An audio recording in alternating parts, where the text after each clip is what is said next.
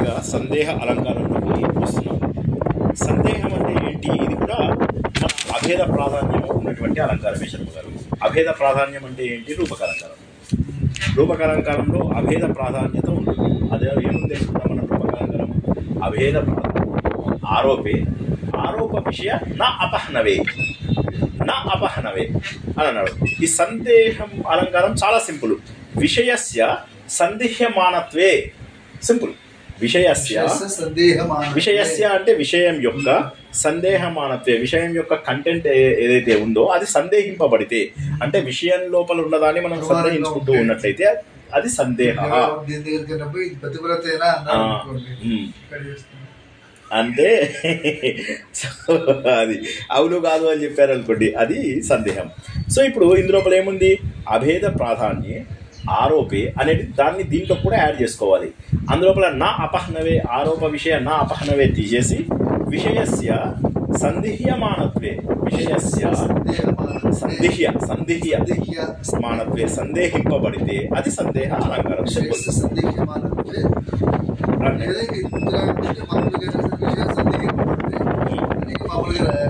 అంటే సందేహంలో పడ్డం అంటే ఏంటి? ముఖమా చంద్రుడా, ఇది మీకు ఆల్రెడీ చెప్పింది. మీరు జ్ఞాపకం వస్తుంది, ఒక్క నిమిషంలో జ్ఞాపకం వస్తుంది. చూడండి, ఇది లోపల 3 రకాలు ఉన్నాయి: శుద్ధము, నిశ్చయ గర్భము, నిశ్చయాంతము. ఇప్పుడు ఇక 2 నిమిషాల్లో అయిపోతుంది. చూడండి వస్తుంది. ఇప్పుడు చూడండి, శుద్ధ సందేహ అలంకారం ఏంటి? ఈ శుద్ధ సందేహ అలంకారంలో ఏంటంటే అన్ని క్వశ్చన్స్ ఏది కూడా మనము ఫైనల్గా డెసిషన్ తీసుకోము. అంటే ఇతను శ్రీనివాసు తెలివైన వాడా, శ్రీనివాసు అల్లరి పిల్లోడా, శ్రీనివాసు ఎంత, శ్రీనివాసు ముద్ద, ఇలా మాట్లాడుకుంటూ డౌట్స్ వచ్చి ఆపేశారు అనుకోండి, అది ఏమవుతుందంటే అది శుద్ధ సందేహ అలంకారం. అలా కాకుండా శ్రీనివాసు సూర్యుడా, కాదు సూర్యుడు అయినట్లయితే మళ్ళీ మీరు వెంటనే కన్ఫర్మ్ చేసుకుంటున్నారు ఇతను సూర్యుడు కాడు, ఎందుకంటే సూర్యుడికి 7 గుర్రాలు ఉన్నాయి, శ్రీనివాస్కి గుర్రాలే లేవు అని చెప్పేసి చెప్తున్నాను. కాదు ఇతను సూర్యుడు కాదు అని ఒక జ్ఞానంతో మీరు, అంటే సందేహం మళ్ళీ తీర్చేసుకుని మళ్ళీ ఏమన్నారు? ఇతడు కాదు ఇతడు మా ఫ్రెండ్ అయ్యి ఉండాలి అని అన్నారు. అంటే అప్పుడేమైంది? మీకు ఫ్రెండా అని చెప్పి అంటారు. సో మళ్ళీ క్వశ్చను ఆన్సరు క్వశ్చను, దాన్ని నిశ్చయ గర్భం అంటారు. అంటే మధ్యలో మీకు కొంత గ్యారంటీ. ఇప్పుడు ఇంతకుముందు ఏమైంది? శ్రీనివాస్ ఎవడు, శ్రీనివాసు అల్లరి పిల్లోడా, శ్రీనివాసు రాక్షసురా, శ్రీనివాసు, అలా అన్ని సందేహాలే. ఒక సందేహము మళ్ళీ ఇంకో డౌట్. అక్కడ అయిపోయినప్పుడు ఏమవుతుందంటే దాన్ని నిశ్చయ గర్భం అంటే గర్భం అంటే మధ్యము అని మీనింగ్. నిశ్చయ గర్భం కాబట్టి నిశ్చయం మీకు అందులోపల వచ్చింది అనుకోండి, వచ్చినట్లయితే అప్పుడు ఏమంటామంటే మనము అది మధ్యలో వస్తే నిశ్చయ గర్భం అంటాం. అలా కాకుండా నిశ్చయం అనేటటువంటిది ఫైనల్గా వచ్చిందనుకోండి, ఫైనల్గా అన్నీ అయిపోయిన తర్వాత వచ్చిందనుకోండి. అంటే ఇప్పుడు ఈమె సుందరయ్య, ఈమె ముఖం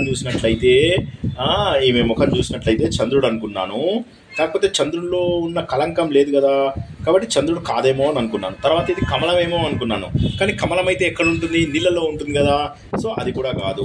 మరి నీరు లేదు, ఈమె ముఖంలో నీరు ఎక్కడ ఉంది? ఇప్పుడు ఈమె ముఖం చూసి నేను ముందు చంద్రుడు అనుకున్నాను. ఫస్ట్ చూడగానే ఆమె ముఖము చంద్రుడిలాగా కనిపించింది నాకు, భూమి మీద కాదు. సరే పోనీ పద్మమేమో అనుకుంటే లేదది బురదలో ఉండాలి, మరి ఇక్కడ బురద కనిపించడం లేదు. అప్పుడు ఆమె ఏమైంది? చక్కగా మంచిగా నైస్గా మాట్లాడుతుంటే ఇప్పుడు అర్థమైంది, ఇది చంద్రబింబము కాదు, పద్మము కాదు, నా ఫ్రెండ్ యొక్క ముఖము, నా పాత ఫ్రెండు, ఎప్పుడో మర్చిపోయినా నా పాత ఫ్రెండు అని చెప్పేసి గుర్తిస్తే నిశ్చయాంతము అని చెప్పేసి అంటారు. నిశ్చయాంతంది. మరి నిశ్చయ గర్భంకి ఉదాహరణ ఏమిటి? ఇందులోపల కూడా క్వశ్చన్ ఉంటుంది. ఈ రాజా నిన్ను చూసి జనాలందరూ ఏమని అనుకుంటున్నారు తెలుసా? యుద్ధంలో నిన్ను చూసినటువంటి జనాలందరూ రాజా ఏమని సందేహపడుతున్నారో తెలుసా? ఇతడు సూర్యుడేమో, కానీ సూర్యుడైతే 7 గుర్రాలు ఉండాలి, ఈయన చూస్తేనేమో అశ్వాల యొక్క గుంపు ఉంది, కాబట్టి ఇతను సూర్యుడు కాదు. అయితే ఇతడు ప్రతాపంతో అందరినీ దహించేస్తున్నాడు అంటే అగ్ని. పోనీ అగ్ని అయితే పైన ఊర్ధ్వ దిశగా వెళ్తాడు, కానీ ఇతనేమో అన్ని దిశల్లో అటాక్ చేస్తున్నాడు, కాబట్టి ఇతడు అగ్ని కూడా కాదు. ఇది అయ్యుండొచ్చు. ఇంతమందిని చంపుతున్నాడంటే బహుశా యమధర్మరాజు అయ్యుండొచ్చా అని ఆశ్చర్యపోతున్నాడు. అంటే క్వశ్చన్ ఇంకా డౌట్ అది క్లారిఫై కాల, కన్ఫర్మ్ కాల, యమధర్మరాజా అంటున్నాడు. ఇది నిశ్చయ గర్భం. ఎందుకంటే ఇందులో ఒక క్వశ్చన్ ఆన్సర్ వచ్చింది, 2 స్టేజెస్ ఆన్సర్ వచ్చింది, 3వ దాంట్లో సందేహంతో వదిలేశాడు. ఇందాక ఉదాహరణలో ఏమైంది, మనకి చివరిలో మీకు సొల్యూషన్ దొరికింది.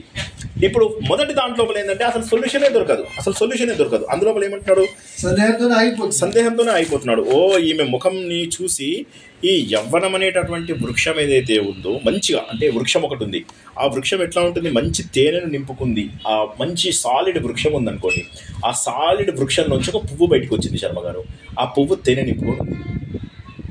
ఓకే, అద్భుతమైనటువంటి సారవంతమైనటువంటి వృక్షంలో తేనెని నింపుకున్నటువంటి ముఖమా ఈమె ముఖము, లేదా సముద్రం అనేది ఒక సౌందర్యము, సముద్రం అనుకుందాం, సముద్రాన్ని నేను సౌందర్యము అనుకున్నట్లయితే అందులో పైకి వెళ్ళేటటువంటి ఒక కెరటమా ఈమె. రెండవది. మూడోది ఏంటంటే బాగా చక్కటి ఉత్కంఠ కలిగినటువంటి మంచి హార్మోన్లు ఉన్నటువంటి కాముకులు ఎవరైతే ఉంటారో ఆ కాముకుల కోసం అని చెప్పేసి మన్మధుడు వచ్చేసి తన చేతిలో ఉన్నటువంటి అస్త్రాన్ని పట్టుకున్నటువంటి మన్మధుడు ఆమె ముఖంని చూసి ఏమనుకుంటాడంటే ఆ చేతిలో ఉన్నటువంటి మన్మధుడి చేతిలో బెత్తమా ఈమె, నంబర్ 1. సౌందర్యం అనే సముద్రం లోపల పైకి వేసినటువంటి కెరటమా ఈమె, లేకపోతే మొదటిది ఏంటని చెప్పాను, ఈమె సారవంతమైనటువంటి వృక్షంలో తేనె నింపుకున్నటువంటి పుష్పమా, సారవంతమైనటువంటి వృక్షంలో తేనె నింపుకున్నటువంటి పుష్పమా, నంబర్ 1. సౌందర్యం అనే సముద్రం లోపల ఎగిరిపడే కెరటమా, మూడోది మన్మధుడి చేతిలోని బెత్తమా, అదేవరి బెత్తమా, ఆ బెత్తంతో పోలుస్తున్నాడు. ఈ మూడిట్లలో కూడా సందేహానికి జవాబు రాలేదు. దాన్ని శుద్ధ సందేహాలంకారము అంటాము. దీంట్లోపల సూత్రం ఏంటి, విషయస్య సందేహ్యమానతే సందేహ, విషయం యొక్క సందేహ్యమానతే అంటే దాన్ని సందేహమానత్వే మనం ఎప్పుడైతే సందేహింపబడుతున్నామో మిగిలిపోతామో అది సందేహ అలంకారము. శుద్ధ నిశ్చయ గర్భ నిశ్చయాంత సందేహ అలంకారము. ఇందులోపల ఇంకొకటి కూడా ఉంది, అది భిన్నాశ్రయ. మరి తెలియదు ఇది మనకు సిలబస్లో ఉందో లేదో, కాకపోతే ఇందులోపల ఏం చెప్తున్నాడు, భిన్న ఆశ్రయ సందేహ అలంకారం. ఇది నేను చూసుకుంటూ చెప్తాను, చూడండి ఒకసారి. ఇదేంటో మన నాకు తెలియదు, ఆయనవి నేను చాలాసార్లు, అంటే ఆయనవి నేను వినలేదు అలంకార సర్వస్వం. మీరు ఫస్ట్ జనవరి అటెండ్ అయినట్టున్నారు, అదే నేను ఆయన అటెండ్ అవ్వలేదు. సో ఎనీవే వినండి. దట్టంగా వ్యాపించినటువంటి చీకటిని ఒకరు వర్ణిస్తున్నాడు ఈ శ్లోకంలో. ఏమని చెప్తున్నాడు, చెట్లు, చేమలు, పర్వతాలు అన్నీ కూడా పగటి వేళలో వేరు వేరు రంగులను కలిగి ఉన్నాయి. డే టైం లోపల అన్ని రకరకాల రంగుల్లో ఉన్నాయి, చీకటి లోపల అన్నీ ఒకే రకంగా కనిపిస్తున్నాయి. కాబట్టి చీకటి వాటికి ఒకే నల్ల రంగును పూసిందా, మబ్బులు కూడా పట్టున్నాయేమో, ఆకాశం కూడా ముసుగు కప్పుకున్నట్టుగా ఉందేమో, నేల మీద ఎగుడు దిగుడు కూడా ఏవి కనిపించడం లేదు, గుంటలు పల్లాలు అన్నీ కూడా సమతలమైనట్టుగా ఉంది, ఏది తూర్పు ఏది పడమర అనేటటువంటిది తెలియటం లేదు, అన్ని దిక్కులని చీకటు దగ్గరికి కలిపి లాగేసిందా అన్నట్టుగా ఉంది అని చెప్పేసి భిన్న ఆశ్రయము అంటాడు. భిన్న ఆశ్రయము అంటే కొన్ని చోట్ల ఆరోపింపబడినవైనటువంటి సందేహాలు భిన్నమైనటువంటి ఆశ్రయాలు కలిగి ఉండడంలో సందేహం కనిపిస్తుంది. భిన్నమైనటువంటి ఆశ్రయాలు కలిగి ఉన్నాయి. ఎట్లా కలిగి ఉన్నాయి, నలుపు రంగు ఉంది. సో ఈ ఆరోపించే వాటన్నిటికీ కూడా ఏదో ఒక ఆశ్రయం ఉంది. అంటే ఏంటి, ఒకే రంగు. అంటే చీకటి ఉండడం వల్ల ఏమవుతుందంటే మీకు ఎత్తుపల్లాలు కనిపించడం లేదు, రంగురంగుల చెట్లన్నీ కూడా నల్ల రంగుల్లో కనిపిస్తూ ఉన్నాయి, గుంటలు పల్లాలు ఇవన్నీ సమతరంగా ఉన్నాయి, దిక్కులన్నీ కూడా కలిసినట్టుగా ఉన్నాయి. దీన్ని భిన్న ఆశ్రయ సందేహ అలంకారము అని చెప్పేసి అంటారు. అంటే ఏంటంటే సందేహంతో ఉన్నాయి అంటే నల్లటి ముసుగు కప్పుకొని ఉన్నాయా అని అనుమానం. అది సో బేసికల్గా అది అంటే చీకటే ఇక్కడ ఆరోపిస్తున్నది, చీకటే. ఆరోపింపబడుతున్నటువంటి వస్తువులు భిన్నమైనటువంటి ఉన్నాయి. భిన్నాశ్రయం అంటే ఏంటంటే ఇప్పుడు ఇంతకుముందు ఏమైంది, ఒకే వ్యక్తికి మనము పోలికలు చెప్తున్నాం, ఒకే వ్యక్తి గురించినటువంటి పోలికలు. ఇప్పుడు అలా కాదు, మల్టిపుల్ భిన్న విషయాల గురించే చెప్తున్నాము. ఇప్పుడు ఇంతకుముందు ఏమైంది, ఒకే అమ్మాయి. మొదటి దాంట్లో ఏం తెలుసుకున్నాము, ఈ అమ్మాయి ఎవరు, ఆ అమ్మాయి బాగా సారవంతమైనటువంటి చెట్టులోంచి వచ్చినటువంటి పుష్పమా, సముద్రంలోంచి వచ్చినటువంటి తరంగమా, లేదా మన్మధుడి చేతిలో ఉన్నటువంటి బెత్తమా. ఎవరు ఎంతమంది గురించి చెప్తున్నాం మనం, అమ్మాయి గురించి 3 రకాలుగా. రైట్. రెండో దాంట్లో ఏమొచ్చింది, గర్భనిచ్చే గర్భంలో ఏమొచ్చింది, వస్తువుల గురించి ఒకటే ఆపాదిస్తుంది. ఎక్కడ చెప్పండి, గర్భం అనే దాన్ని. ఇది భిన్నాశ్రయంలో నేను అంటుంది నిశ్చయ గర్భంలో చెప్పండి. నిశ్చయ గర్భంలో ఏం జరిగింది, నిశ్చయ గర్భంలో ఏమైందంటే ముందు డౌట్ ఉంది, తర్వాత క్లారిఫై అయిపోయింది. సూర్యుడా కాదు, అశ్వాలు లేవు, అశ్వాలు ఉంది. తర్వాత అగ్ని కానీ అగ్ని ఏంటంటే ఊర్ధముఖంగా పోతుంది, ఈయనేమో అనిదికులా పోతున్నాడు. యమధర్మరాజా దురబుద్ధి లేదు, గుర్రం మీద ఉన్నాడు. ఆ మాట లేదు, ఆ మాట లేదు, ఆ మాట లేదు. మీరు యాడ్ చేయొద్దు, మీరు యాడ్ చేయొద్దు. ఉండవే కష్టం, ఉండవే కష్టంగా ఉన్నాయి. వాడు వెంకటేష్ అంటాడు కదా, నువ్వు అక్కడ వచ్చాడు, ఉన్న డౌట్స్ లాల్ నాకు అట్లాగా యమధర్మరాజా అయిపోయాడు. అది నిశ్చయాంతంలో ఏమైందంటే ఈ అమ్మాయి కనపడ్డది, కనపడితే చంద్రులా ఉంది, ఆకాశంలో లేదు, భూమి మీద ఉంది అని ఒకటి, లేదా ఆమె మచ్చ ఉండాలి. చంద్రుడు చంద్ర అయితే మచ్చ లేదు, కానీ చంద్రుడు లేదు కాబట్టి కాదు. నీరు ఉండాలి కదా, కానీ నీరు లేదు. ఇవి నా ఫ్రెండ్ కదా, చిన్నప్పుడు ఆడుకున్నాం కదా. కరెక్ట్. అది ఇందులో భిన్నాశ్రయంలో ఏమైపోయిందంటే ఒక సబ్జెక్ట్ చెప్పకుండా మల్టిపుల్ విషయాలకు చెప్తున్నాడు. ఆకాశం మేఘాలు ఉన్నాయి, చీకటి పడిపోయింది, అందులోపల ఒకటేమో చెట్ల గురించి చెప్తున్నాడు, ఒకటేమో రోడ్డు గురించి చెప్తున్నాడు. అన్ని చీకటి నలుపు మీద ఆపాదిస్తున్నాడు, కానీ డిఫరెంట్ వాటికి మనకి ఇంతకు ముందు దాకా ఒకటే ఆబ్జెక్ట్ మీద చెప్పాడు. ఆబ్జెక్ట్ ఒకటి, లక్షణాలు వేరు ఉన్నాయి. లక్షణం ఒకటే చీకటి, ఆబ్జెక్ట్స్ వేరు వేరు. గుంటలు, ఇవి తూర్పు దిక్కులు కనిపించడం లేదు. ఓకే శర్మ గారు, పర్ఫెక్ట్. ఇప్పుడు మనం ఉల్లేఖ అలంకారము ఇంతకు ముందు మనం తెలుసుకున్నది ఇంపార్టెంట్, చాలా సింపుల్. అంటే మనకి ఇది మనం నేను కూడా చెప్పాను, మీరు చాలా చాలా చాలా సింపుల్ అన్నమాట. ఇందులోపల మనకు ఏమొస్తుందంటే ఉల్లేఖ అలంకారం లోపల ముందు సూత్రం చూడండి. ఏకస్య అపి, ఒకటే అయినప్పటికీ నిమిత్తవశాత్ అనేకదా గ్రహణం.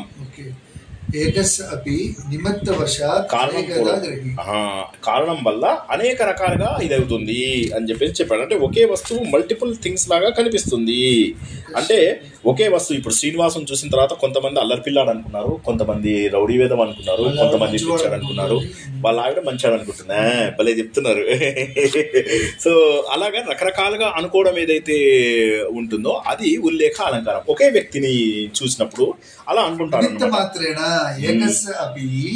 ఒకే విషయము నిమిత్త మాత్రేనా అనేకదా గ్రహణాత్ అదనమాట. అనేకదా గ్రహణాత్ గ్రహణాత్ అంటే మరి తా వచ్చిందంటే పంచమీలోకి వెళ్ళిపోయాం. సో కాదే గ్రహణం అన్నాడు, అంటే గ్రహణం అంటే పట్టింది అని చెప్పేసి. కాబట్టి ఇప్పుడు ఇందులోపల ఏమైంది, ఏ రకంగా వచ్చింది అని చెప్పి చూసినట్టయితే ఒకే వస్తువు అయి ఉండొచ్చు, ఒకే వస్తువు, కానీ దాన్ని వేరు రకాలుగా, అంటే వాళ్ళ పుట్టి పెరిగినటువంటి పద్ధతులలో, వాళ్ళ వయస్సును బట్టి, సామాజిక పరిస్థితులను బట్టి, భౌగోళిక పరిస్థితులను బట్టి దాన్ని తప్పుగా ఒప్పుగా అర్థం చేసుకునే అవకాశం ఉంది. దీనికి ఒక ఎగ్జాంపుల్ ఏమి ఇచ్చారంటే, జనపదం అనేది ఏదైతే ఉందో ఆయన జనపదంకి శ్రీకంఠ జనపదం ప్రశాంతంగా రమ్యంగా ఉందన్నమాట. ఆ రమ్యంగా ఉన్నటువంటి శ్రీకంఠ జనపదాన్ని చూసి మునులందరూ ఏమనుకున్నారు, అరే ఇది తపోవనమయ్యా అని అనుకున్నట్ట. కొంతమంది కామికులు, బాగా డబ్బున్నటువంటి కామికులు ఏమో అరే ఇది ఫుల్ కేలి గృహం అనుకున్నారు. ఓకే, సంగీత రసకులు ఎవరైతే జనాలు ఉన్నారో వాళ్ళందరూ ఏమన్నారంటే దీన్ని సంగీతశాల అనుకున్నారు. సో ఇప్పుడు ఏముంది, జనపదంలో ఒకే జనపదం, కానీ జనపదం లోపల ఏమైంది, కొంతమంది ఏమో తపస్సు చేసుకునేటటువంటి దానిగా అనుకున్నారు. అంటే ఇది లోపల రకరకాల గుణాలని, ఒకే వస్తువులో రకరకాల గుణాలను చూస్తారు వాళ్ళు. ఒకే వస్తువులో రకరకాల గుణాలను చూసినప్పుడు మీరు ఇట్లా అనుకుంటారు. ఇప్పుడు నన్ను ఆఫీస్లో చూసిన వాళ్ళు చండశాసనం అనుకుంటారు, ఇంట్లో చూసిన వాడు పిల్లి అనుకుంటారు, ఫ్రెండ్స్ చూసుకున్న వాళ్ళు సింహం అనుకుంటారు. సో ఒకే వ్యక్తి లోపల రకరకాల గుణాలని చూడడం ద్వారా మార్పు వచ్చేదాన్ని ఉల్లేఖము అంటారు. ఈ ఉల్లేఖ అలంకారంది మనం అందులో ధ్వన్యాలోకంలో ఉల్లేఖం నేర్చుకున్నామా? ఉల్లేఖం వచ్చింది ధ్వన్యాలోకంలో కూడా, ఉల్లేఖ అలంకారంది కూడా వచ్చింది ధ్వన్యాలోకంలో కూడా. సరే, ఎనీవే మనం ఇప్పుడు ఇందులోపల పద్యం కనుక తీసుకున్నట్టయితే, ఉదాహరణలు కనుక తీసుకున్నట్టయితే, శ్రీకృష్ణుడు నగర ప్రవేశం చేస్తున్నాడు. దీన్ని మనము నారాయణ ఇతి, ఆయన సత్యాపిత ఏవమేవ సత్యాపిత అని చెప్పి క్లోజ్ అవుతుంది. నారాయణ ఇది ఏవమేవ సత్యాపిత. ఇందులోపల ఏమొస్తుంది, ఇందులోపల అంటే ఒకే వస్తువు ఒకే గ్రహీత. ఇప్పుడు ఒకే వస్తువు ఎవరైతే ఉన్నాడో శ్రీకృష్ణుడు లోపలికి వెళ్తున్నాడు. లోపలికి వస్తుంటే ఆయన చూసినటువంటి వృద్ధ స్త్రీలంతా ఏమనుకున్నారంటే ఈయన నారాయణుడు అనేటటువంటి భక్తిభావంతో చూశారు. ఇంకా అంటే వీళ్ళకి అనుకున్నారు. చిన్న పిల్లలందరూ ఏంటంటే కృతూహలంతో ఆయన ఉన్నటువంటి దాన్ని చూడగలిగారు. అంటే మూడు రకాలుగా ఆయనని మూడు రకాలుగా చూశారన్నమాట. సో ఇది మనకు మెయిన్ అన్నమాట. ఇదే ఏమైంది, ఇక్కడ ఒకే వస్తువు భిన్న గ్రహీతల చేత తెలుసుకుంది ఉల్లేఖించడం. ఒకే వస్తువు భిన్న గ్రహీతల చేత తెలుసుకుంది, చూసేవాడిని బట్టి లక్షణం మారిపోతుంది అన్నమాట. అప్పుడు ఒకే వస్తువు ఒకే వ్యక్తి చేత కూడా అనేక రకాలుగా కూడా ఉల్లంఘించవచ్చు, అనేక రకాలుగా కూడా చెప్పవచ్చు. దానికి ఒక ఎగ్జాంపుల్ చెప్తున్నాడు. అంటే ఇప్పుడు ఒకే వస్తువుని మనము వివిధ వ్యక్తులు వివిధ రకాలుగా చూడటం అనేటటువంటిది ఒక ఎగ్జాంపుల్. ఇంకోటి ఏంటంటే ఒకే వ్యక్తిని ఒకే వ్యక్తి వేరువేరుగా చూడటం. అంటే గ్రహీత ఒకటే, ఇక్కడేమో వేరు మనుషులు చూశారు. మీరే నన్ను అనుకుంటారు డిఫరెంట్ కలర్స్ లో చూస్తారు. ఇప్పుడు మీరు నన్ను ఏమనుకున్నారు, నన్ను ఫ్రెండ్ అనుకున్నారు, ఆఫీస్ లో వాళ్ళు బాస్ అనుకున్నారు, ఇంకా కొంతమంది రౌడీ కాలనీ వాళ్ళు రౌడీ వేదం, అది ఫస్ట్ కేటగిరీ. సెకండ్ కేటగిరీలో మీరు నా గురించి ఆలోచిస్తున్నారు.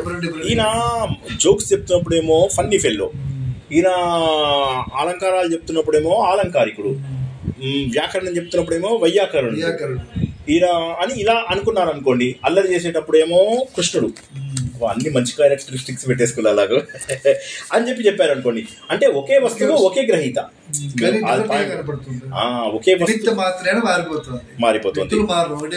దానికి ఎగ్జాంపుల్ ఏంటంటే గురుర్వచసి, పృథుర్వచసి, పృథుర్వసి, అర్జునో యశసి. అంటే ఏమంటున్నాడు ఇక్కడ, అతను మాట్లాడేటప్పుడు గురువులాగా ఉన్నాడు. గురుర్వచసి, గురువులాగా మాట్లాడుతున్నాడు. పృథుర్ అరసి అంటే ఏంటంటే ఇక్కడ మనకు పృథు మహారాజు, ఆయన ఉరసి అంటే ఆయన వ్యాపించడం. ఈ పృథువు భూమిని తయారు చేసిన ఆయన పృథు చక్రవర్తి. ఆయన భూమి మీద బాణం వేస్తే భూమి భయపడిపోయి ఏం కావాలి అంటే ఇది వ్యాపించి అందరికీ కావాల్సినటువంటి ప్రదేశంగా ఉండు, విటమిన్స్ అండ్ మినరల్స్ మనకు అందించు అని చెప్తాడనమాట. చెప్పడం వల్ల ఏమవుతుంది, వ్యాపించిపోయి ఉంటుందన్నమాట. అర్జునో యశసి, అర్జునుడిలో ఉన్నటువంటి కీర్తి అని చెప్పాడు. ఇప్పుడు దీనివల్ల ఏమర్థమవుతుంది, ఒకే వస్తువు భిన్న గ్రహీతలు, ఒకే వస్తువు ఒకే గ్రహీత, భిన్న భావాలు, ఒకే వస్తువు ఒకే గ్రహీత, భిన్న భావాలు. అది రెండవ ఎగ్జాంపుల్. అవును కరెక్ట్. అది ఒకటి. తర్వాత నెక్స్ట్ ఎగ్జాంపుల్ ఏంటంటే శ్లేష అనేటటువంటి అలంకారం అన్నమాట. ఈ శ్లేష లోపల ఇప్పుడు ఇందాక మనం చదువుకున్నటువంటిది అర్జునుడు, బృహస్పతి, పృథు మహారాజు ఇవన్నీ ఏవైతే ఉన్నాయో వాటి లోపల ఇంకొక మీనింగ్ కూడా మనము తీసుకున్నాం. ఎలా తీసుకున్నాం? ఆ శ్లేష లోపల గురువు అని చెప్పినప్పుడేమో ఈయనని ఉల్లంఘించే వారెవరు లేరు అనేటటువంటి ఒక మీనింగు. పృథువు అనేటప్పుడేమో ఈయన వైశాల్యం చాలా ఉన్నటువంటి వాడు అని. అర్జునుడు అంటే తెల్లని వాడు అని చెప్పినప్పుడు, సో అర్జున కలరు అంటే తెల్లని రంగు అని చెప్పి. ఇది పృథువు అని దేనైనా చెప్పామనుకోండి, అక్కడ రాజు గురించి ఇప్పుడు ఇందాక చెప్పిన దాంట్లో శ్లేష లేదు. ఇప్పుడు మనం శ్లేషతో దీన్ని చెప్తున్నాం. ఇది సేమ్ ఇందాకటి దాన్ని గురుర్వచసి, పృథుర్వసి, తర్వాత అర్జునో యశస్సి అని ఏదైతే మనం చెప్పుకున్నామో దాన్ని ఇప్పుడు ఇంకో రకంగా చెప్పుకోవాలంటే ఏమవుతుందంటే ఇందులోపల శ్లేషతో కూడా చెప్పుకోవచ్చు అన్నమాట. దీన్ని శ్లేషతో ఏం చెప్పుకుంటాము, వాడు అర్జునులాగా ఉన్నాడంటే వాడు తెల్లగా ఉన్నాడని మీనింగ్, తెల్లగా ఉన్నాడు అనేటటువంటి మీనింగ్ తోటి చెప్తాము. వైశాల్యము అనేటటువంటి దాన్ని మీనింగ్ తోని చెప్తాము. గురువు అనేటటువంటి మీనింగ్ తోని కూడా చెప్తాము. అయితే చాలా చోట్ల ఏమవుతుందంటే శ్లేష అలంకారము, ఉల్లేఖ అలంకారము రెండు వచ్చినప్పుడు ఉల్లేఖ అలంకారమే తీసుకోవాలి అనేటటువంటి ఒక పాయింట్. ఆ పాయింట్ బాగా చెప్తున్నాడు అనమాట. ఏ అలంకారం దీనికి ఆశ్రయభూతమైన, వాడు బుక్లో చక్కటి పదం ఇచ్చాడు, ఏ అలంకారం దీనికి ఆశ్రయభూతమైన ఉల్లేఖ అలంకారమే ఉంటుంది అక్కడ అన్నాడు. అంటే ఇంకా వేరే ఏ అలంకారం ప్రిఫరెన్స్ ఉల్లేఖ అలంకారానికే ఇవ్వాలి అనేటటువంటి విషయం అన్నమాట. క్లియర్గా ఉంది కదా? అంతే, దట్స్ ఇట్. ఇక్కడ ఇంకేమన్నా ఎగ్జాంపుల్స్ ఉన్నాయేమో చూద్దాం.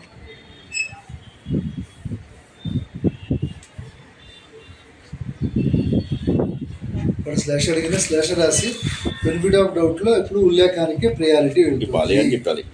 సో ఇప్పుడు నెక్స్ట్ ఉత్ప్రేక్ష అలంకారం. ఉత్ప్రేక్ష అలంకారము పెద్దది అయినప్పటికీ కూడా చేయడానికి మనము ప్రయత్నం చేద్దాం కొద్దిగా, ఒక 2 minutes తర్వాత. ఉత్ప్రేక్ష తర్వాత మనకు నెక్స్ట్ ఏమొస్తుంది, అతిశయోక్తి అలంకారం చెప్పుకున్నాం. అతిశయోక్తి అలంకారము కూడా మనకు మళ్ళీ 4 రకాలు ఉంది. సో మనం ఇంకొకటి ఏదైనా ఈజీ తెలుసుకుందాం, ఎందుకంటే ప్రతిదీ 10 ఇవి ఉన్నాయి. తుల్యయోగిత చెప్పుకుందాం ముందు. తుల్యయోగిత లోపల ఏమవుతుందంటే ఇందులోపల మనకు ఉపమానం అనేటటువంటిది మనకు తెలుస్తూ ఉంటుంది. అంటే ఇది ఎట్లా తెలుస్తూ ఉంటుంది, పదార్థాల ద్వారా తెలుస్తూ ఉంటుంది. పదముల యొక్క అర్థముల ద్వారా మనకు ఊహింపబడడానికి, అంటే ఔపమ్యస్య గమ్యత్వే పదార్థ గతత్వేన. ఓకే, సో ప్రస్తుతానాం అప్రస్తుతానాం వా, అంటే ప్రస్తుతమైన విషయాలలో, ప్రస్తుతము అంటే అంటే దాన్ని ఏమంటారు, ఉపమేయం అంటారు.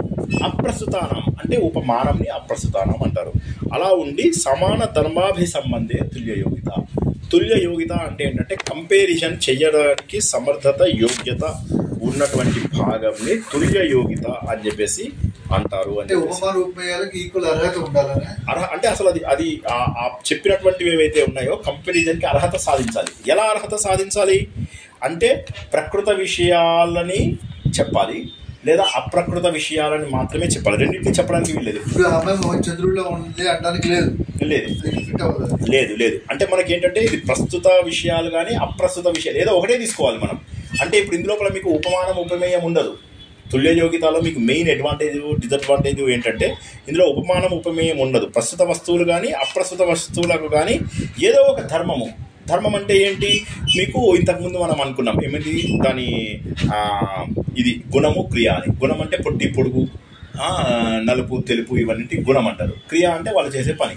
సో తుల్యయోగితలో ఏంటంటే ఈ సమాన ధర్మం ఏదైతే ఉందో వీటిలో సమాన ధర్మాలు ఉండాలి. తుల్యయోగితలో ఈ ధర్మాలు సమానంగా ఉండాలి కానీ కేవలము ప్రస్తుతమైన విషయాలకు ఏదో ఒకటే తీసుకోవాలి. కంపేర్ చేయి అంటే ఒకే కంపేర్ చేయకూడదు. అది అంటే మనకు ఉపమాన ఉపమేయాలు వాటిలాగా కాదన్నమాట ఇది. అయితే దీంతో లేదా దాంతో.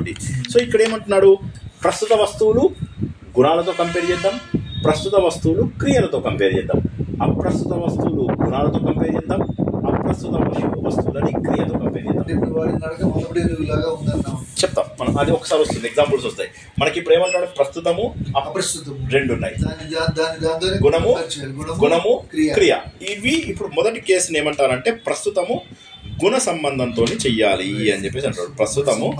ప్రస్తుతం దాన్ని గుణ సంబంధంతో చేయాలన్నమాట. ఈ గుణ సంబంధం లోపల వాడు ఏం చెప్తున్నాడు, వేసవి కాలం వచ్చింది.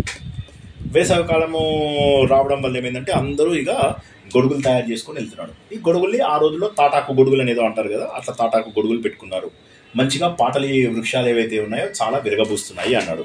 సూర్యుని కిరణాలు బాగా ఎక్కువగా ఉండడం వల్ల పగలు బాగా పెరిగింది అంటున్నాడు. తామరలు కూడా మంచిగా చక్కని రేకులతోటి చాలా చక్కగా వికసించాయి అన్నాడు. ఇప్పుడు ఇక్కడ ఏమైందంటే వాడు ఏం చెప్తున్నాడు, ఇక్కడ ప్రస్తుతం వాడు చెప్తున్నది ఈ ఋతువు గురించి చెప్తున్నాడు. కాబట్టి ఋతువు గురించి చెప్తున్నాడు. అంటే గ్రీష్మ ఋతువు, ఎండాకాలం అంటే గ్రీష్మ ఋతువు గురించి చెప్పాలి వాడు. గ్రీష్మ ఋతువు వస్తోంది కాబట్టి ఆ గ్రీష్మ ఋతువులో ఉన్నటువంటి దాన్ని వాడు వర్ణిస్తున్నాడు. అంటే ప్రస్తుతం గురించి వర్ణిస్తున్నాడు. ఏం వర్ణిస్తున్నాడు అంటే వాటి యొక్క గుణాన్ని వర్ణిస్తున్నాడు. అంటే వృద్ధి పొందడం అనేటటువంటి గుణాన్ని వర్ధిస్తున్నాడు. డే వృద్ధి చెందుతోంది, అట్ ద సేమ్ టైం పద్మాలు కూడా వృద్ధి చెందుతున్నాయి, ఇవన్నీ వికసిస్తున్నాయి. ఈ వికసించిన అవన్నీ పెరుగుతున్నాయి. ఇంక ఇందులో ఇక మీకు అప్రస్తుతం ఏది లేదు, వేరే వాటితో కంపేర్ చేయడం లేదు.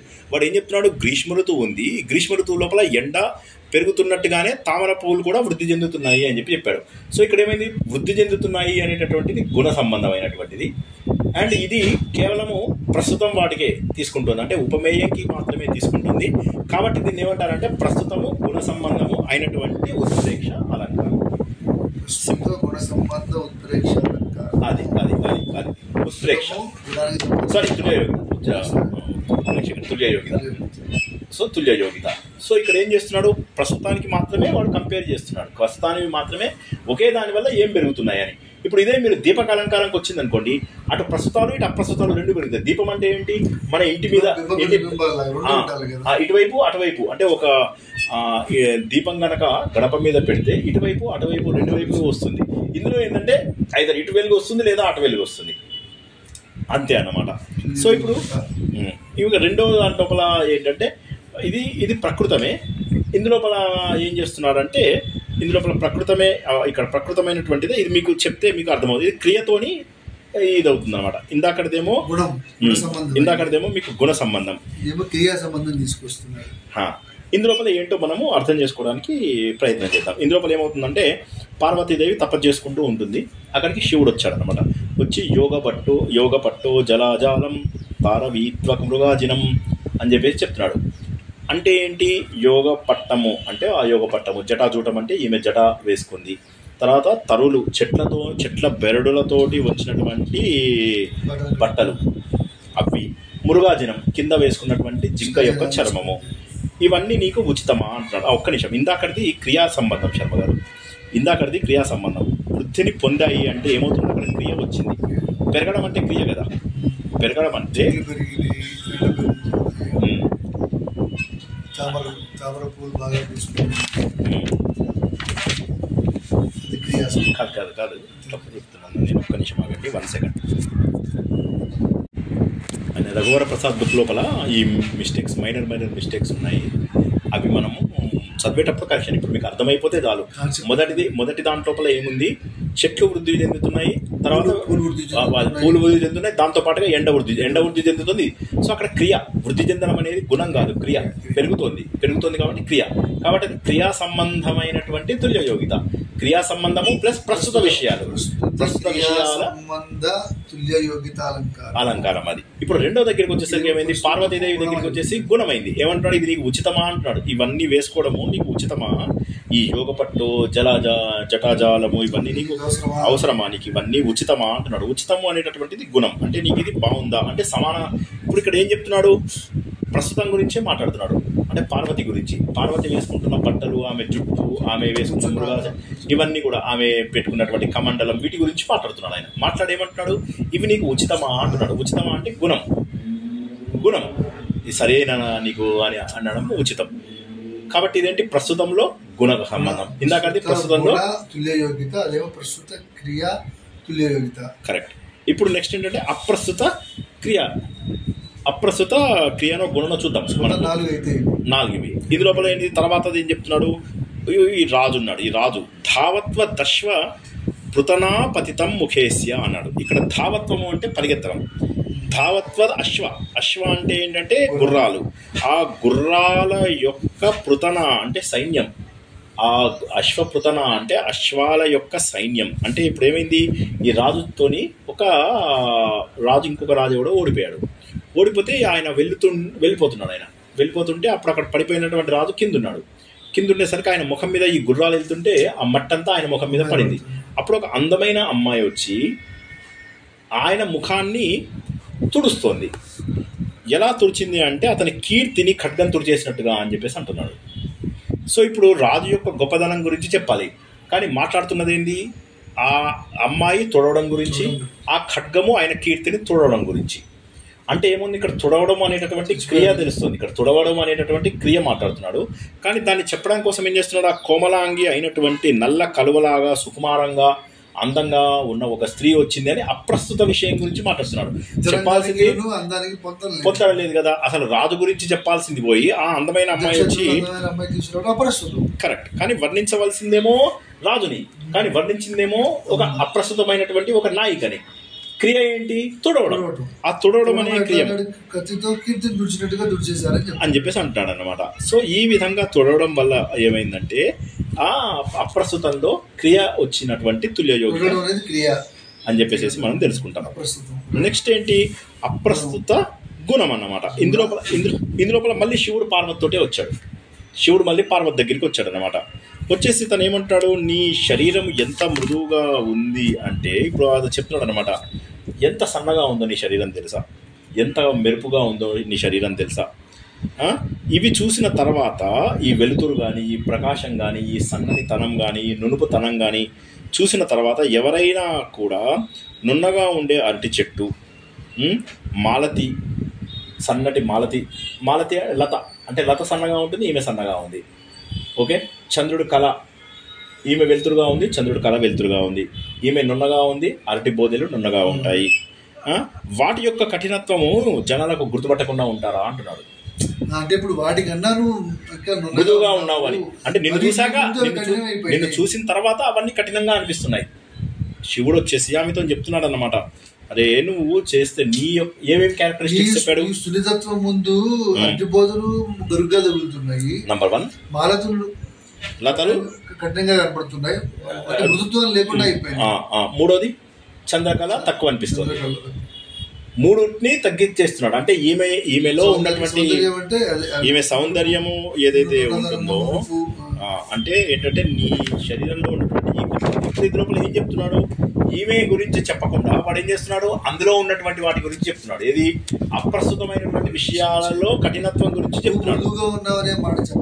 చెప్పకుండా ఇవన్నీ చెప్తున్నాడు, గురించి మాట్లాడుతున్నాడు. కాబట్టి ఇదేంటంటే అప్రస్తుత విషయంలో గుణము, గుణము, క్రియ కాదు, గుణం. సో ఇప్పుడు ఒకసారి తుల్య యోగితాన్ని మళ్ళీ మనం మొత్తం అర్థం చేసుకుంటే ఔపమ్యస్య గమ్యత్వే పదార్థ గతత్వేన ప్రస్తుతానాం వా ప్రస్తుతానాం అప్రస్తుతానాం వా సమాన ధర్మం ఉండాలి. అప్పుడే తుల్య యోగిత. సమాన ధర్మము అది ఉండి తీరాలి. ఆ సమాన ధర్మం అంటే ఏంటి? అది గుణం కానీ క్రియ కానీ అవ్వాలి. ఆ గుణంతో ఉన్నది, క్రియతో ఉన్నది, ప్రస్తుతంతో ఒకసారి అప్రస్తుతం ఉండాలి. ఉన్నప్పుడు 4 ఎగ్జాంపుల్స్ వచ్చాయి. అందులో మొదటి ఎగ్జాంపుల్ ఏంటి? ప్రస్తుతం లోపల క్రియ. క్రియ అంటే పెరగడం. చెట్లు పెరుగుతున్నాయి, సూర్యుడు పెరుగుతున్నాడు, పువ్వులు వికసిస్తున్నాయి. అది ఏంటంటే దీని ప్రకారం మనకి గ్రీష్మం పెరుగుతుందని అనే ఇండికేషన్. అట్లాగే పార్వతీదేవి తపస్సు చేసుకుంటూ ఉంటే శివుడు వెళ్ళి నీకు ఇది ఔచిత్యమా, చర్మం ఏమిటి, జడలు ఏమిటి. సో ప్రస్తుత వస్తువు యొక్క గుణాన్ని చెప్తున్నాడు. గుణం. మూడోది ప్రస్తుతానికి వచ్చేసరికి అప్రస్తుతంలో క్రియ, అప్రస్తుతంలో మళ్ళీ క్రియ గుణం 2 ఉన్నాయి. క్రియకి ఏం చెప్తున్నాడు? క్రియకి వచ్చేసరికి ఏం చెప్తున్నాం మనం? రాజు యుద్ధంలో రాజు పడిపోయాడు. వాడు మొహం చూడడానికి ఒక అందమైన అమ్మాయి వచ్చింది. అది చూసిన విధానం ఎట్లా ఉంది అంటే ఆ రాజు యొక్క కీర్తిని కత్తితో తీసేస్తున్నట్టుగా ఉంది.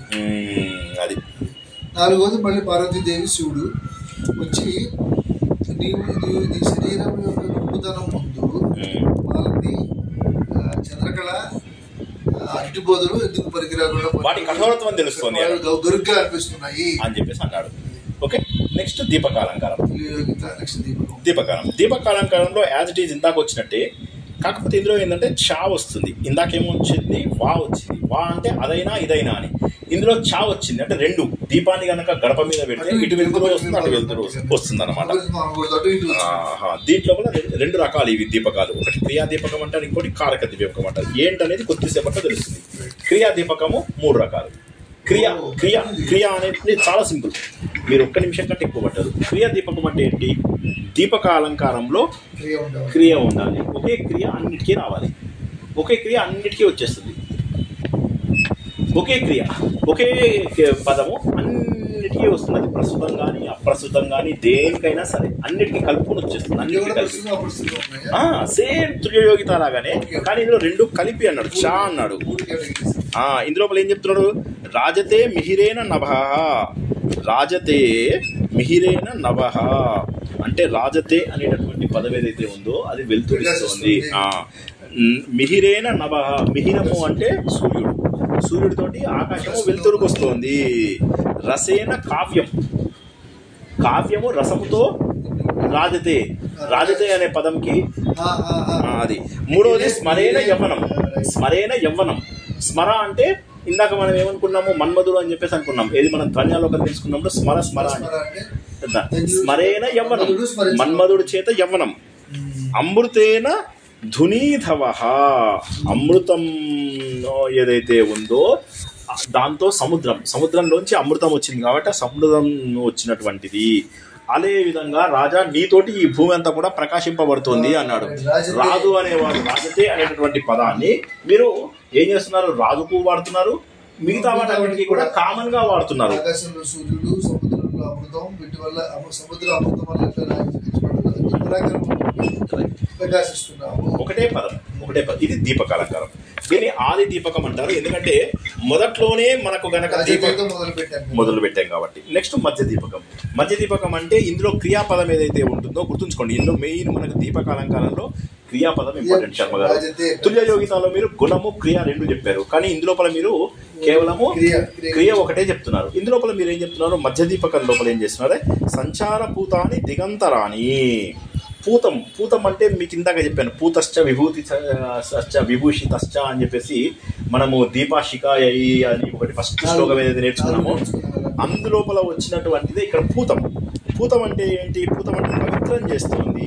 ఎవరు పవిత్రం చేస్తున్నారు అంటే ఈ దిలీప మహారాజు తను పిల్లలు పుట్టకపోతే వెళ్ళి వశిష్ఠుడి యొక్క గోవుని కాపాడుతున్న టైంలో ఆ గోవు ఏదైతే ఉందో అది ఇంటికి వెళ్తుంది. తర్వాత సూర్యుడు కూడా ఇంటికి వెళ్తున్నాడు. వీళ్ళిద్దరూ కూడా మాలిన్యాన్ని శుద్ధి చేస్తారు. ఇది మాలిన్యాన్ని శుద్ధి చేస్తుంది, అది మాలిన్యాన్ని శుద్ధి చేస్తుంది. మరి ఇందులో క్రియ ఎక్కడుంది అంటే ఇద్దరు కూడా వెనక్కి వెళ్తున్నారు, ఇంటికి వెళ్తున్నారు. ఇంటికి వెళ్ళడం ద్వారా వాళ్ళు చేస్తున్నటువంటి పని. ఇద్దరు ఇంటికి వెళ్ళడం ద్వారా సూర్యుడు ఇంటికి వెళ్తున్నాడు, ప్రస్తుతము అప్రస్తుతం గోవు. గోవు అనేది ప్రస్తుతము, సూర్యుడు అప్రస్తుతము అనుకుంటే ఇద్దరు కూడా ఇంటికి వెళ్తున్నారు అనేటటువంటి ఒక క్రియ. ఆ ఇంటికి వెళ్తున్నారు అనేటటువంటి క్రియను ఏమంటారంటే గంతుం ప్రచక్రమే. గంతుం అంటే వెళ్తున్నారు అని చెప్పేసి వెళ్తున్నారు అదనమాట. ప్రచక్రమే అంటే వెళ్ళడానికి స్టార్ట్ చేయడం, ప్రచక్రం అంటే స్టార్ట్ చేయడం, ఉపక్రమించడాన్ని ప్రచక్రమే అంటారు. గంతుం ప్రచక్రమే అని స్టార్ట్ చేసినప్పుడు వీళ్ళిద్దరూ కనుక వెనక్కి వెళ్తున్నప్పుడు ఉన్న ప్రదేశాన్ని క్లియర్గా చేసుకుంటూ పవిత్రమైనట్టుగా చేసుకుంటూ వాళ్ళు ఇంటికి వెళ్తున్నారు అని చెప్పేసి చెప్తున్నాడు. క్లియర్గా ఉంది కదా, ఇందులో ఎటువంటి అనుమానం లేదు. అయితే ఇందులోపల మరి మనకు గంతుం ప్రచక్రమే అనేది మధ్యలో వచ్చింది కాబట్టి దీన్ని మధ్య దీపకం అంటారు, సింపుల్. నెక్స్ట్ చివరిది ఏంటంటే అంత్యదీపకం. అంత్యదీపకం లోపల ఏమవుతుంది, కృపణానాం ధనం, మనం చదువుకున్నది ఇంతకుముందు, బీదవాడి వినాశి యొక్క డబ్బుని కానీ, ఓకే, నాగం యొక్క ఫణిని కానీ, దీని సింహం యొక్క జీది కానీ, ఆడవాళ్ళ దీన్ని కానీ, శరీర భాగాలను కానీ, కుతః స్పృశంతే అమృతానం, బతికుండగా కుతః ఎక్కడ స్పృశంతే ముట్టుకోగలుగుతారు అని చెప్పి ఈ స్పృశంతే అనేది చివరి పాదంలో వచ్చింది కాబట్టి అంత్యదీపకము. సో ఇప్పటి మనకు 2 బ్యూటిఫుల్వి కంప్లీట్ అయిపోయాయి. ఏవి మనకు తుల్యయోగిత అయిపోయింది, దీపకాలం కూడా అయిపోయింది. దీని తర్వాత ప్రతివస్తూపమ కూడా చెప్పేసుకుందాం. ప్రతివస్తూపమ అనేటటువంటిది మీరు జ్ఞాపకం ఉంటే ఫస్ట్ చాప్టర్లో నేను ఉపమాలంకారం చెబుతున్నప్పుడు మీకు ఏం చెప్పానంటే అందులోపల కూడా మీకు 2 పదాల ద్వారా ఫలితము అని మీకు జ్ఞాపకం ఉందా? మాలతి మాధవం లోపల చెప్తున్నప్పుడు ఏమనుకున్నాము, అతడు వంగి ఉన్నాడు, అతను తలకాయ అదే ఆ అమ్మాయి తల తిప్పింది, పద్మం కూడా తల తిప్పింది అని 2 పదాలు వచ్చాయి. ఇందులో కూడా అవే 2 పదాలు వస్తాయి. దానికి దీనికి డిఫరెన్స్ ఏంటంటే ప్రతి వస్తువుపమ సేమ్ టు సేమ్ అంతే. కాకపోతే ఇక్కడ ఏంటంటే 2 వాక్యాలు ఉంటాయి, అక్కడ ఒకే వాక్యంలో ఉంటుంది, ప్లస్ ఇవ అనేటటువంటి పదం ఉంటుంది అక్కడ ఉపమాలంకారం కాబట్టి. ఇవ వంటే కంటే ఇలాంటి ఉంటాయి కదా, కంపారిజన్ ఇవి అవి ఉండవు అన్నమాట. ఇక్కడ 2 వాక్యాలు ఉంటాయి ఇందులోపల 2 వాక్యాలు ఉంటాయి. దీనికి ఏమి ఇచ్చాడు, వాక్యార్థగతత్వేన. ఇప్పుడు ఇంతవరకు మనం పదార్థగతత్వేన అని చెప్పి తెలుసుకున్నాం. వాక్యం మొత్తం వచ్చిన తర్వాతే మీరు మీనింగ్ అర్థం చేసుకుంటారు. తర్వాత కూడా వచ్చే చాలా వాటిలో మీకు వాక్యం యొక్క అర్థము ముందు పదాలను చదివినప్పుడు మీకు కంపారిజన్ చేయడం కష్టము. ఇప్పుడు ఇందాక ఏం చేసాం, పదాలను కంపేర్ చేసాం మనం, రాజతే మిహిరేన నభ ఇట్లా మనం అన్ని ఒక్కొక్క పదాన్ని కానీ ఇప్పుడు ఏంటంటే వాక్యం పూర్తిగా తెలుసుకున్న తర్వాతే మీరు కంపేర్ చేయగలుగుతారు. పూర్తిగా ఈ వాక్యము, పూర్తిగా ఆ వాక్యము, ఆ రెండింటిని కంపేర్ చేసి దాన్ని ప్రతి వస్తువు ఉపమ, అది కూడా ఉపమాలంకారమే. ప్రతి వస్తువు ఉపమ అంటే ఏంటి, ఇందులోపల 2 ఒక ఎగ్జాంపుల్ చెప్పగానే మీకు టక్మని అర్థమైపోతుంది. ఏం చెప్తున్నాడు ఇక్కడ, వెన్నెలని తాగడం అనేటటువంటి క్రియ చూసుకున్నట్టయితే చకోర పక్షికులలో ఉన్నటువంటి చతురత కానీ, మంచిగా అవంతి నర్మగర్మ మంచి సంభాషణలో, మంచి శృంగార సంబంధమైనటువంటి సమయం లోపల, ప్రణయ సంబంధం లోపల మంచి సంభాషణలు చేయడంలో అవంతి దేశ నిపుణులు ఎవరే, వీరు నిపుణ. అవంచ ఏవ నిపుణాః చకోర్య ఏవ చతురాః అనే 2 వేరు వాక్యాలు ఉన్నాయి ఇక్కడ, శ్రేష్ఠులని. ఇప్పుడు ఇది ఒకే వాక్యం. ఇందులో ఏం చెప్తున్నాడు వాడు, ప్రణయము, అందులోపల జరుగుతున్నటువంటి పరిహాసాలు, నర్మగర్మమైనటువంటి సంభాషణలు చేయడంలో వీళ్ళు అవంతిరా అమ్మాయిలు, అండ్ అక్కడ పైన ఉన్న చకోరి పక్షులు చంద్రకాంతిని ఎవరు తాగలేరు. ఇందులో ఒకళ్ళు చతురులు, ఒకళ్ళు నిపుణులు. ఒకే పదంతో డిఫరెంట్ అర్థాలు వచ్చాయి. మనం ఇదే కనుక మనము అక్కడ చూసుకున్నాం, ఎక్కడ మనం మాలతి మాధవంలో చూసుకున్నాం. ఏమని చూసుకున్నాం, మాలతి మాధవంలో అతను తలకాయ తిప్పాడు అని చెప్పేసి చెప్పాము, పద్మము కూడా తిరిగి ఉంది అని చెప్పేసి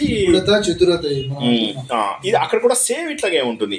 అక్కడ కూడా మీకు ఏముంటుంది, వలితత్వము అనేటటువంటిది ఒకటి, ఇంకోటి దాన్ని ఏమంటారు వలితత్వము, ఇంకోటి ఆవృతం అనుకుంటా కదా, ఆవృతము వలితత్వము. ఆవృతము అన్న తిప్పడమే, వలితత్వము అన్న కూడా తిప్పడమే. అక్కడ ఆవృతత్వము వలితత్వము అనేటటువంటి వాటిని తీసుకొని మనం ఉపమాలంకారం లోపల చెప్పుకున్నాం మాలతి మాధవంది.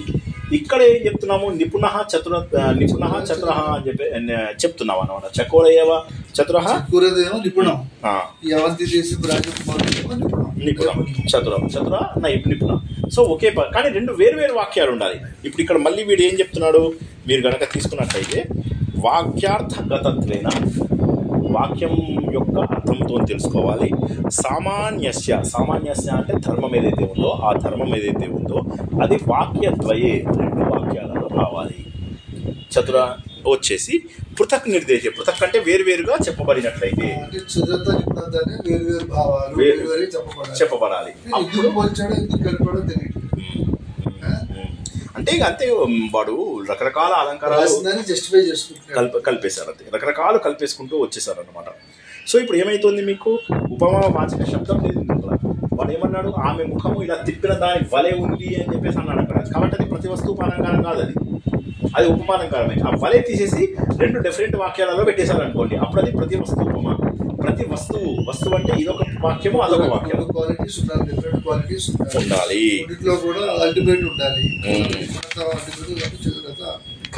కరెక్ట్. సో ఇప్పుడు నెక్స్ట్ మనం ఉపమాలంకారంలోనే మనము 3rd కేటగిరీ తీసుకున్నాం. బింబ ప్రతిబింబ భావాలు ఉండేలాగా మనం తీసుకున్నాం. ఆ బింబ ప్రతిబింబ భావాలు ఉన్నప్పుడు అది కూడా ఉపమా అనుకున్నాం. ఎగ్జాక్ట్లీ అటువంటిదే దృష్టాంత అలంకారం కూడా. దృష్టాంత అలంకారానికి దానికి చాలా మైనర్ డిఫరెన్స్.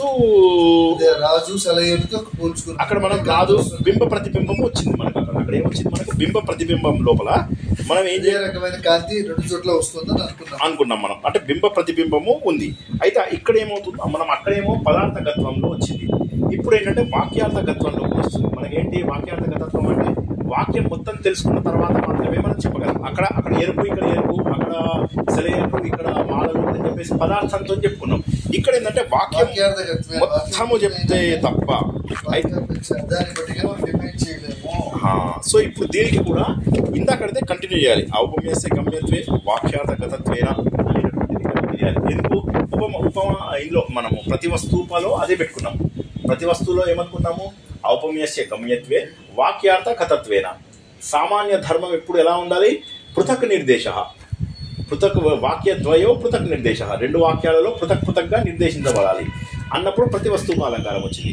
దృష్టాంత అలంకారంలో ఏమొచ్చిందంటే సేమ్ అదే, కాకపోతే ఏమంటారంటే ఇందులో ధర్మానికి కూడా బింబ ప్రతిబింబం ఉండాలి అంటాడు.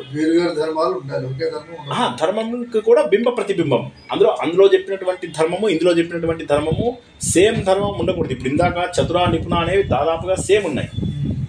ఒకే పదాన్ని యొక్క 2 పర్యాయ పదాలు ఇందాక తీసుకున్నట్టయితే. ఇప్పుడు ఏమంటున్నానంటే సామాన్య ధర్మం కూడా బింబ ప్రతిబింబ భావంతో నిర్దేశింపబడాలి. అంటే మీకు ఉపమాన, ఉపమేయ, సామాన్య ధర్మం అని 3 ఉంటాయి కదా. ఉపమానము, ఉపమేయము, సామాన్య ధర్మము. ఉపమానానికి మనము బింబ ప్రతిబింబం చూసాము, ఉపమేయానికి బింబ ప్రతిబింబము చూసాము. సామాన్య ధర్మానికి కూడా బింబ ప్రతిబింబము ఉన్నట్లయితే అప్పుడు దాన్ని మనం ఏమంటామంటే దృష్టాంత అలంకారము అంటారు. వాక్యం పూర్తి కావాలి, ఊరికే ఉపమాన ఉపమేయంతో కంక్లూడ్ చేయడానికి లేదు. ఇప్పుడు మీకు కరెక్ట్. ఇప్పుడు ఒకే ధర్మము ఒకే రకంగా ఉన్నప్పుడు కంపేర్ చేయొచ్చు, ధర్మం కొద్దిగా డిఫరెంట్గా ఉన్నా కూడా కంపేర్ చేయొచ్చు. ఇది కూడా మనం ఆల్రెడీ తెలుసుకున్నదే. రాజా నువ్వు తలకాయిలా తిప్పావో లేదో శత్రువులందరూ పారిపోయారు, సూర్యుడు వచ్చే వరకే కదా చీకట్లు ఉండేవి అని చెప్పి. అది వైధర్మం అంటారు దాన్ని. అది కూడా దృష్టాంత అలంకారమే. అందులో ఏం చెప్పాలి, రాజా నువ్వు తలకాయ తిప్పావు, శత్రువులు పారిపోయారు, సూర్యుడు వచ్చాడు, చీకటి వెళ్ళిపోయాలి అని చెప్పాలి. కానీ నేను ఏం చెప్తున్నాడు, అదే భావాన్ని రాజా నువ్వు తలకాయ తిప్పావు, శత్రువులు వెళ్ళిపోయారు, సూర్యుడు ఉండే వరకే కదా చీకటి అని రివర్స్గా చెప్తున్నాడు. అంటే ధర్మాన్ని డైరెక్ట్గా చెప్పకుండా ఇండైరెక్ట్గా నెగటివ్గా చెప్తున్నాడు. అలా చెప్పలేదు. చీకటి ఉండేది సూర్యుడు వచ్చే వరకే కదా అలా చెప్పాడు అనమాట. సో అది వైధర్మ్యం. సాధర్మ్యం అనేది సేమ్. మన వీళ్ళు మురారి కవి ఉన్నాడు కదా, ఆ మురారి కవి అందులో ఇప్పుడు ఇందులోపల ఏమేమి కంపేర్ చేశాడు, ఇందులోపల సమాన ధర్మాన్ని కూడా మనకు కంపేర్ చేశాడు. ఇక్కడ సమాన ధర్మం కూడా ఏముంది, సమాన ధర్మము మీరు ఒక్కసారి ఆలోచించండి. ఈ సముద్రం పైన జంపింగ్లు జిపాంగులు చేస్తున్నటువంటి వానరులకు దాని గురించి తెలియదు. మరి దీనికి అక్కడ సమాన ధర్మం ఎలా అయింది, మురారి కవికి సమాన ధర్మం ఎలా అయింది? లోతు అనే దానికంటే జ్ఞానం అనుకోవచ్చు. లోతు జ్ఞానం. సో జ్ఞానం యొక్క లోతు ఆయనకు తెలుసు, సముద్రం యొక్క లోతు తెలుసు. సో అది కూడా బింబ ప్రతిబింబం లాగా ఉంది. అంటే బింబ ప్రతిబింబం లోపల ఉపమాన ఉపమేయాలు ఉండడమే కాకుండా సమాన ధర్మం కూడా బింబ ప్రతిబింబంగా ఉన్నట్లయితే అది దృష్టాంత అలంకారం. ఇక్కడ సమాన ధర్మము ఏమైంది, ఈ లోతు అనేది. మీరు ఇదే వైధర్మం వచ్చింది అనుకోండి, ఇందులోనే వచ్చిన వైధర్మం ఏంటి, రాజా నువ్వు అటు తిప్పావో లేదో నీ ముఖము నువ్వు శత్రువులు పారిపోయారు అని చెప్పి సూర్యుడు ఉదయించినంత వరకే కదా చీకట్లుంటాయి అన్నాడు. కానీ అలా చెప్పకుండా ఎలా చెప్పొచ్చు, చీకట్లు సూర్యుడు ఉదయించాక చీకట్లు వెళ్ళిపోతాయి అని చెప్పొచ్చు. అలా అనకుండా శ్రీ ఉండే వరకే కదా, చీకటి ఉండే అంతవరకే కదా అని దాన్ని ఉల్టాగా చెప్పాడు అనమాట. అంటే రివర్స్గా చెప్పాడు. చీకట్లు నిలిచి ఉండేవి కదా అంటే దాన్ని ఎట్లా అంటే సాధర్మ్యానికి బదులుగా వైధర్మ్యం చెప్పాడు, అంతే కదా. డైరెక్ట్గా చెప్పకుండా ఇండైరెక్ట్గా చెప్పాడు అనమాట. దీన్ని ఏమంటామంటే మనము దృష్టాంత అలంకారము అని చెప్పేసి అంటాము. అలంకారం. ఇప్పుడు నేనేం చేస్తానంటే మనము ఇది చేసి